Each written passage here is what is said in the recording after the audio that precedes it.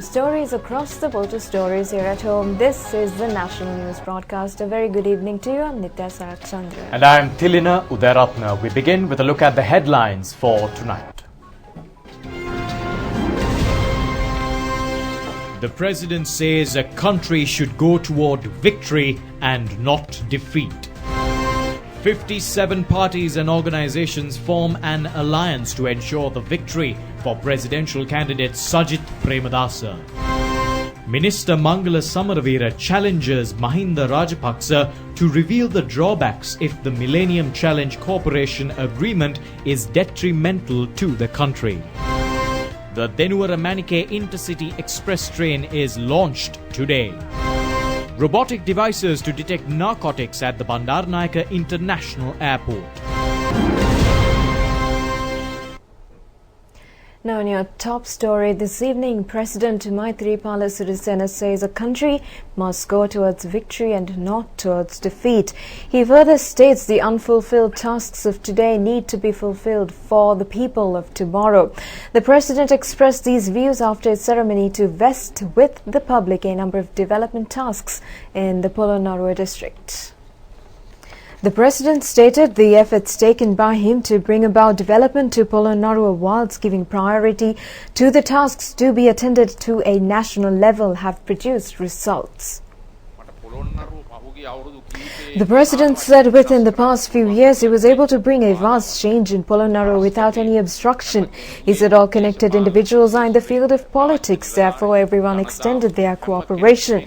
He also says we must always have determination, a country should never fail. He added for the country to win, all unfulfilled tasks of today need to be fulfilled for the people of tomorrow.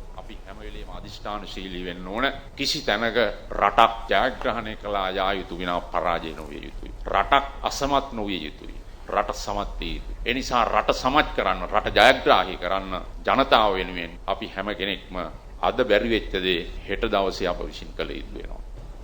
The new police superintendent's office constructed at a cost of 97 million rupees was inaugurated today.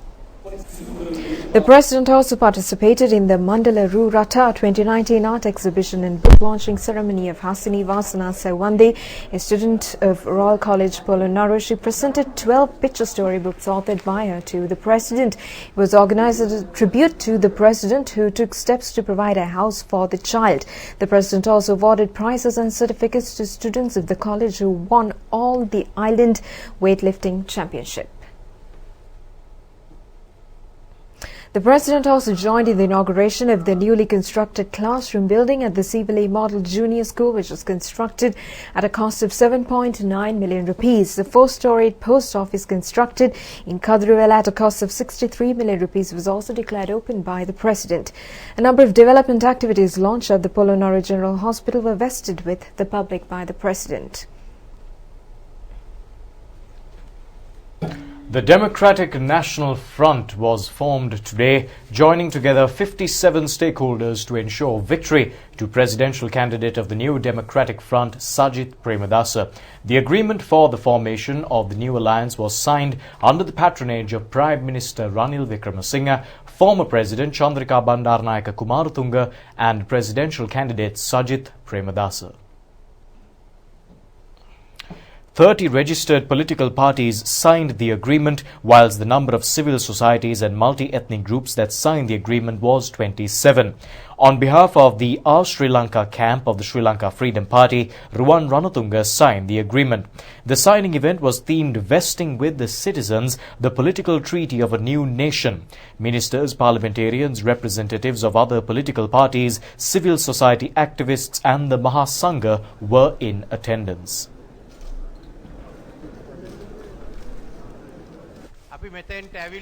Prime Minister Ranil Wickremesinghe said, over the past 4 years, a society that enjoys freedom was built.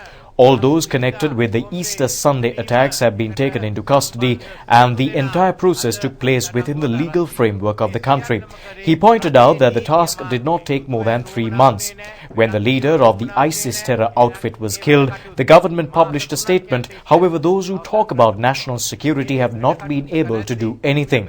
The Premier questioned as to why they are silent. He also questioned as to why and whether they have links with such outfits. සංවිධානය නැති කරන්න ඕනේ. එහෙනම් IS සංවිධානය විශේෂයෙන්ම නැති කරන්න ගත්ත පියවර හැම එකටම ජාත්‍යන්තර වශයෙන් අපි සහයෝගය දුන්නා. ඒකේ ප්‍රධානියාගේ විනාශයෙන් පස්සේ අපි මේ වගේම ප්‍රකාශයක් කරා. අපි විතරක් නෙමෙයි මුස්ලිම් ප්‍රජාවත් කරා. ඒත් මේ රටේ ජාතික ආරක්ෂාව බාර ගන්න ඉන්න ඇයට එහෙම එකක් කරන්න බැරි වෙලා තියෙනවා. මොකද බය කියලා මං අහනවා. ඇයි කතා කරන්න බැරි? ඇයි මේ ගැන කියන්න බැරි? යම් කිසි සම්බන්ධයක් තියෙනවද? පක්ෂ රසක් ඒ වගේම Presidential candidate Sajith Premadasa said as of this moment, when a number of political parties and the group headed by former President Chandrika Bandaranaike Kumaratunga have joined together to create a civilized governance and a virtuous and just society. The objective is to embark on a journey of true prosperity by bringing about development and social justice, preserving the unitary status, sovereignty and territorial integrity of the country, and by giving pride of place to Buddhism while protecting other religions and races. He further stated the duty his party considers as their highest is the duty of man being of service to man.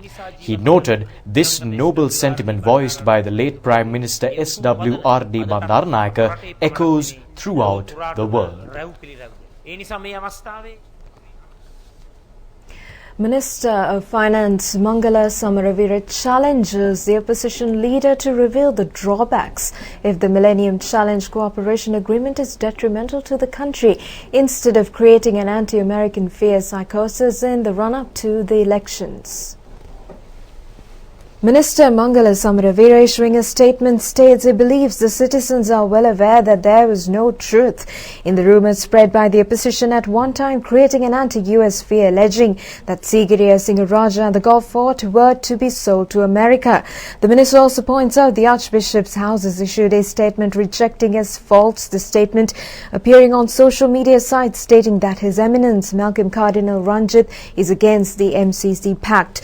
Minister Samaravira further states it is hilarious to see a set of bankrupt politicians who are fielding an American citizen as their presidential candidate making attempts to propagate anti-American sentiments within the country. The minister called to mind the Mahinda Rajapaksa government in 2005 took frantic efforts to secure the MCC grant.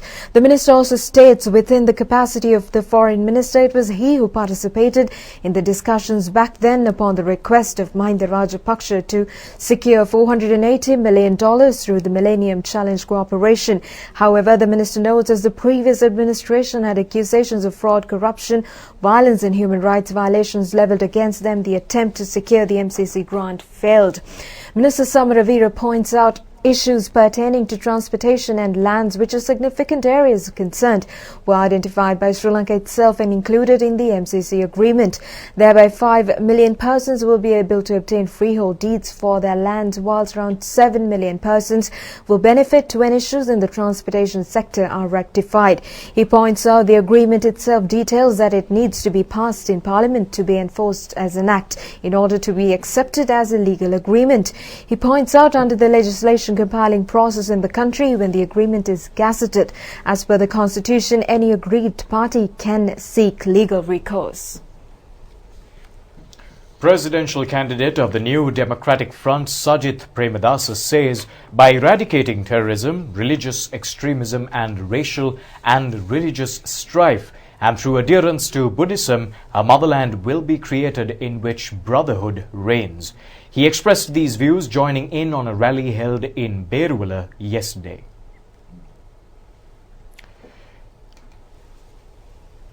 SLFP chief organizer of the Beruwala electorate, former provincial council member MMM Amjad, former opposition leader of the province Ranjit Tilakasiri, and a large group of SLFP members of the Pradeshia Sabha joined in on the rally to extend their support to Sajith Premadasa.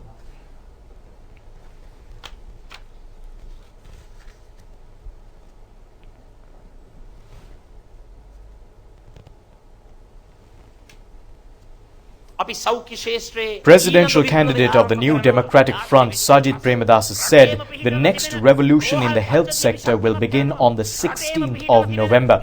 The entire hospital network in the country will be strengthened, whilst health centres at rural level will also come under this initiative. A large-scale initiative will be launched mainly with the participation of family health personnel with regards to clinics conducted for mothers and children, the Triposha program, the programs to provide vitamins, iodine and iron tablets, and the programs underway to combat malnutrition in children, infants and pregnant mothers. Commenting on the topic on national security, presidential candidate Sajid Premadasa said no room will be left for any type of terrorism based on racial or religious conflict. If assassinations take place targeting a particular race or religious group, as a government, such acts will be regarded as acts of terrorism. However, just because a terror outfit links itself to a particular ethnicity or religion, that does not mean that entire race or the devotees of that religion should be annihilated. In the recent past, the fire of racism almost destroyed the country. However, it is relieving to note progressive political elements intervened to shun racism and religious extremism and bring about peace and harmony.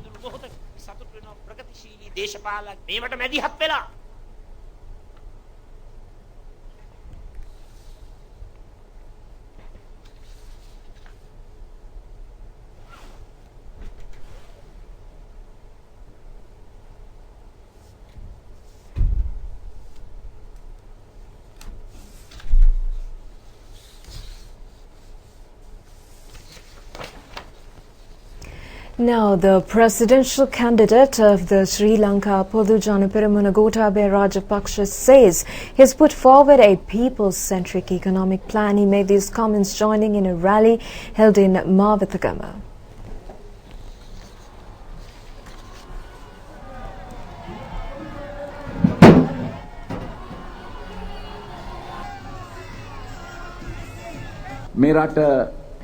Presidential candidate of the Sri Lanka Podujana Peramuna Gotabaya Rajapaksa says he has put forward a plan to develop the country. He says those policies were prepared discussing with intellectuals, businessmen and professionals, and also upon views received from the Gama Samaga Pili Sandarak program.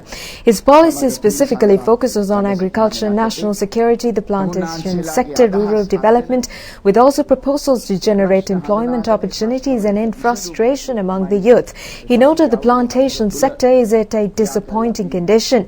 Tea cultivations and the cultivation of other crops such as pepper have failed. He pledges full state sponsorship to uplift the plantation sector. මේ අපි විශේෂයෙන්ම කෘෂි කර්මාන්තය, මේ රටේ ආරක්ෂාව, වැවිලි කර්මාන්තය, ග්‍රාමීය සංවර්ධනය, මේ ශේෂ්ත්‍රවල ඒ වගේම තරුණ අසහනය තුරන් කරන්නට, රැකියා නිපදවීම, මේවා ගැන පැහැදිලි ප්‍රතිපත්තියක් ඉදිරිපත් කරලා තිබෙනවා. ඒ වගේම මේ ප්‍රතිපත්ති ප්‍රකාශනයේ අපේ ආර්ථික සැලැස්ම අපි හදලා තියෙන්නේ ජනතා කේන්ද්‍රීය ආර්ථික සැලැස්ම.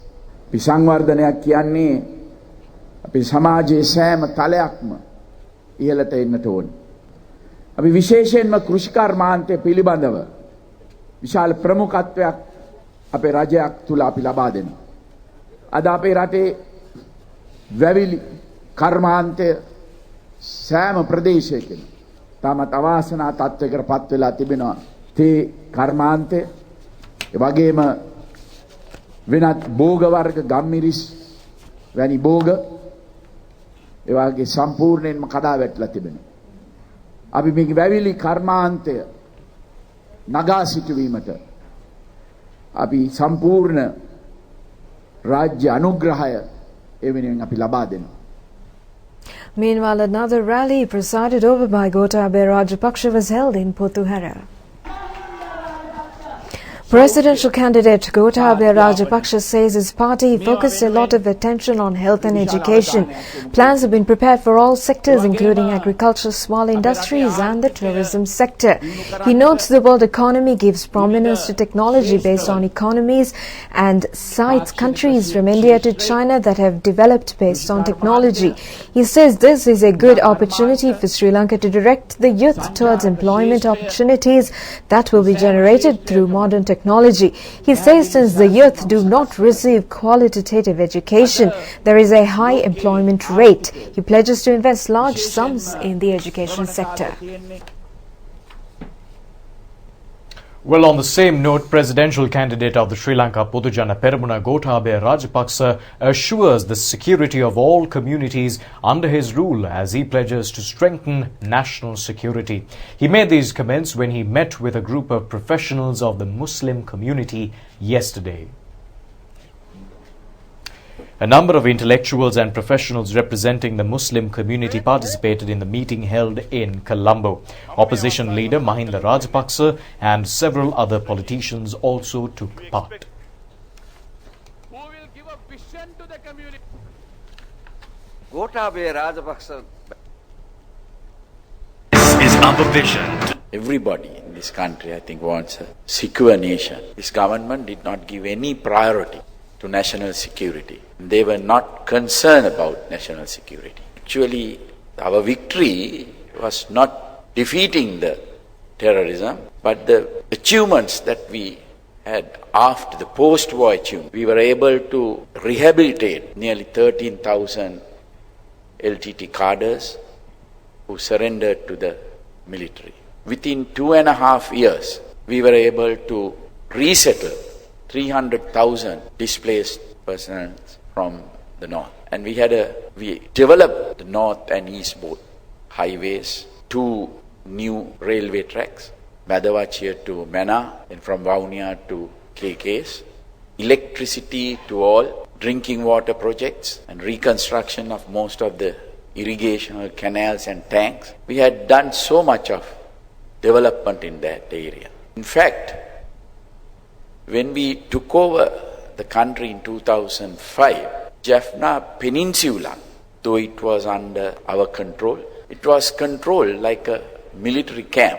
There were bunkers all around the peninsula. Almost every inch was controlled by the military. But we handed over by the end of 2014, there was not a single roadblock or checkpoint in the peninsula.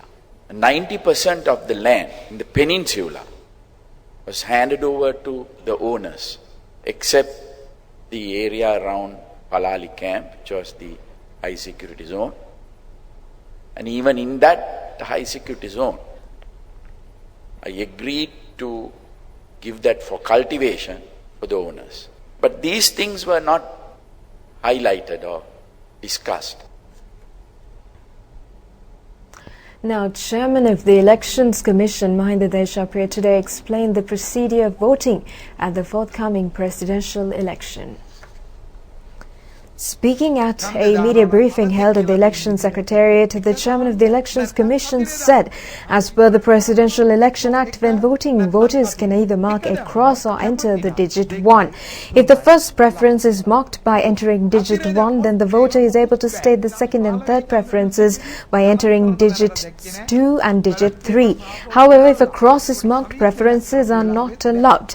He further stated a minor survey was carried out on the ballot papers of the 2015 presidential election. It was noted only a very few voters had marked preferences. Therefore, the Chairman of the Elections Commission advises voters to mark preferences only if they wish to. Otherwise, just enter digit 1. If voters are unsure of entering digit 1, they can go ahead and mark the cross only. Since marking a cross on the ballot paper is the most familiar way of voting for many voters. The Chairman of the Elections Commission further stated over 1 billion ballot papers have been printed. He explained an additional 5% of ballot papers will be distributed amongst polling booths. He observes when voters make a mistake on their ballot paper, they tend to scratch out the mistake, resulting in an invalid vote being cast. He notes under the Act, if an error occurs, voters are entitled to request for a new ballot paper. This is why additional ballot papers are provided for polling booths. Presidential candidate of the National People's Power, Anura Kumara Disanayaka, says he will develop the country through governance free of theft and wastage. He expressed these views joining in on a rally held in Chilao yesterday. Presidential candidate of the National People's Power, Anura Kumara Dissanayake, notes to rectify this country, leaders who are not tainted with theft and wastage are needed. He says only his party is able to meet with this criteria. He vowed to acquire to the government all stolen public property if he is voted to power, thereby sending a strong message to politicians who have engaged in theft. He will give a grace period of 2 months for thieving politicians to voluntarily return what they have stolen. Whatever that is not voluntarily returned will be acquired. MP Dissanayake noted China has the highest population in the world. However, they have just 27 ministers. In contrast, the population in Sri Lanka is 20 million, but the country has 100 ministers. Under administration run by his party, the number of ministerial portfolios will be brought down to 25, whilst the number of deputy ministerial portfolios will also be brought down to 25. He noted at present, a parliamentarian is entitled to a pension after 5 years of service, but under him, this pension will be scrapped.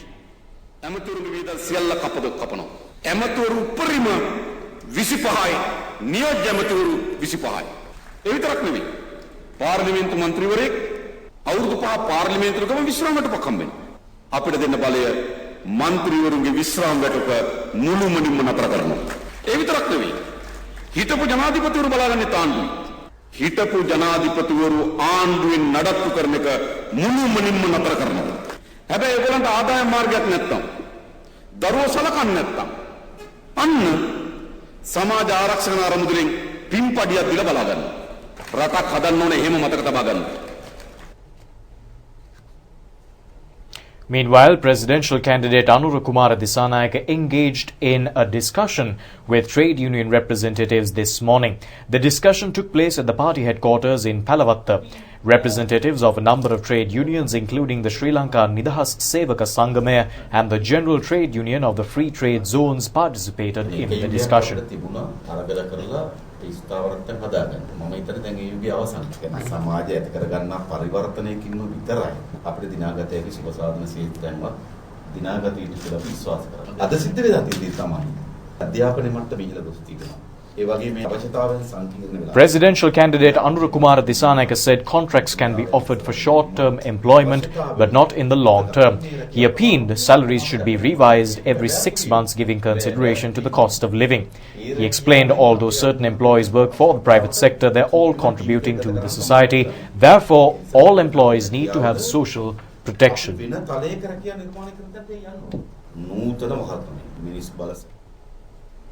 Now, the Dhenua-Ramanike Intercity Express train was launched today. The new Intercity Express train left the Colombo Fort railway station at 6:45 this morning. The inauguration ceremony was held under the patronage of Minister Arjuna Ranatunga. One of the ultra-modern S-14 model power sets imported from China has been deployed on the route of this new Intercity Express. The Dhenua-Ramanike Intercity Express train, which will leave the Colombo Fort railway station at 6:45 a.m., is scheduled to reach Badul at 3:27 p.m. the following day. It will leave Badul at 7:20 a.m. and reach Colombo Fort at 4:03 p.m. The train comprises 2 air-conditioned first-class carriages, 2 second-class carriages and 3 third-class carriages. The lunchroom can accommodate 50 passengers. Equipped with modern facilities, a public address system is in place to communicate across all compartments, while the mobile phone charging facility is also available.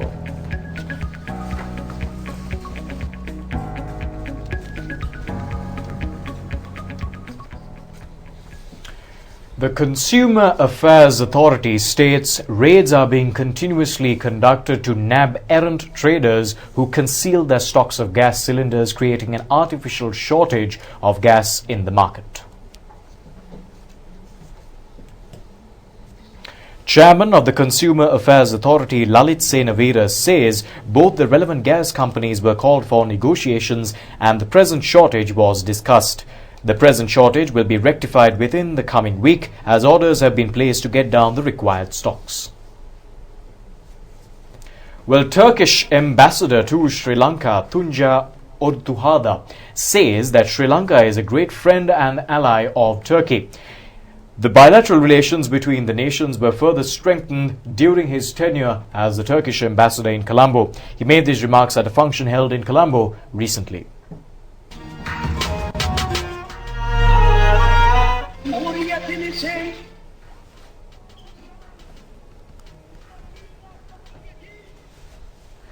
Turkey was declared as a republic on the 29th of October in 1923 by Mustafa Kemal Atatürk, the founder of the Republic of Turkey. A special function to celebrate the 96th Independence Day of Turkey was organized in Colombo recently. The event was held under the patronage of Turkish ambassador to Sri Lanka, Tunja Ortuhadar. Minister Rishad Badiuddin presided over the event as the chief guest. A large gathering, including politicians, ambassadors and high commissioners, were present on this occasion. The farewell call for the Turkish ambassador after completing a tenure of more than 4 years was also announced in parallel to this event. shall emphasize the great friendship and welcome that I have received from the people of this beautiful island throughout my tenure. Besides, I shall emphasize more than that my embassy and I shared every single joy and sadness of Sri Lanka within this time. Sri Lanka is and will always be a great friend of Turkey and Turkish people and vice versa. And personally, my Sri Lankan friends whom I met during my time here will always remain closest to my heart. Therefore, at the end of my tenure, I shall thank all and everyone individually who made my professional and social life in Sri Lanka fruitful, memorable and unforgettable.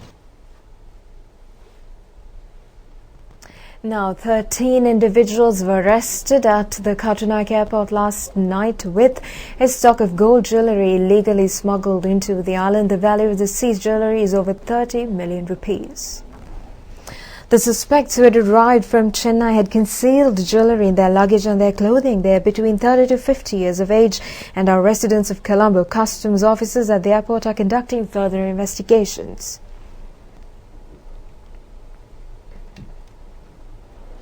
Two specially designed robotic equipment were deployed for the first time at the Katunayake International Airport to detect narcotics. This equipment also has the capability of detecting explosives. The value of one of these robotic devices is 85 million rupees. The Sri Lanka police received the devices as a donation from China.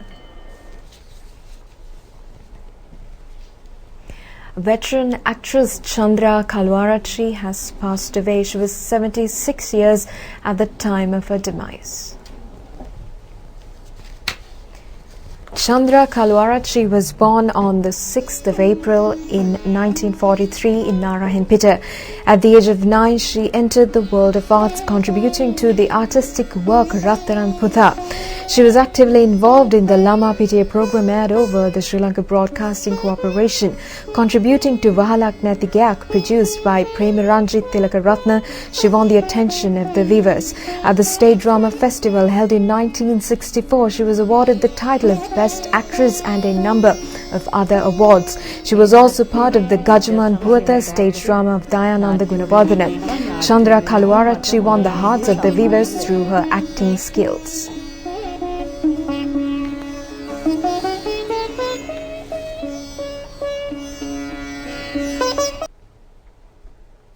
And having a look on how the weather is going to be for the next few days, the meteorological department says that showers or thunder showers will occur at several places in the eastern and Uva provinces and Mullaitivu district. Showers or thunder showers will occur at several places elsewhere after 1 p.m. Fairly heavy rainfall, about 775 millimeters, can be expected at some places in Sabragamu and Uva provinces and in the Gaul, Mathura and Kalutara districts. General public is kindly requested to take all adequate precautions to minimize damages caused by lightning activity. Well, that's all we've got for you this evening from the Rupavahini English News. Join us once again tomorrow for the very latest. Until then, good night. Good night.